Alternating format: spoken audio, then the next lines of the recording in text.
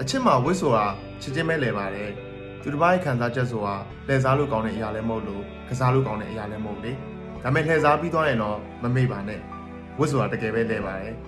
တချိန်တော့ကျွန်တော်သိချစ်တဲ့ကောင်မလေးတယောက်ရှိခဲ့ဘူးတယ်ဒါပေမဲ့ကျွန်တော်ချစ်လို့မရခဲ့တာတခုပဲဒါပေမဲ့ကျွန်တော်မျှော်လင့်ချက်တွေပေးခဲ့တယ်ပြီးတော့ဒဏ်ရာတွေလည်းပေးခဲ့မိဘူးတယ်နောက်ပြီးသူကျွန်တော်ကြောင့်မျက်ရည်လည်းကြားခဲ့ရဘူးတယ်အတိတ်ဆိုတဲ့အရာအတိတ်မှာပဲကြံခဲ့ရမယ်လို့ထင်ခဲ့မိတာနောက်ပြီးကိုမမချစ်တာပဲဆိုပြီးတိတ်ပြီးထွေထွေတူတူမှတ်မိနေရမျိုးလည်းမရှိဘူး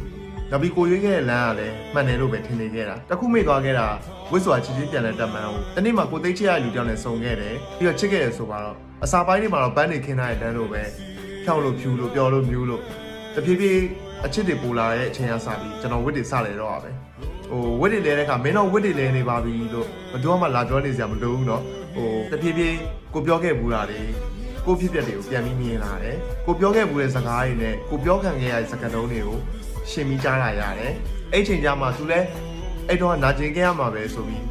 နောင်နာတွေရမိတယ်နောက်ပြီးအချိန်ချင်းတောင်းပန်နေခဲ့မိဘူးတဲ့ကိုကိုသိချစ်တဲ့လူတယောက်ကိုလစ်လူရှူထားသမျှကိုသိချစ်ရတဲ့လူတယောက်ကလစ်လူရှူထားတဲ့အချိန်ကျမှငါတို့ဝစ်တွေလဲနေပါပြီဆိုရက်စကားလေးတစ်ခုပဲပြောထွက်တယ်မှတ်ထားပါ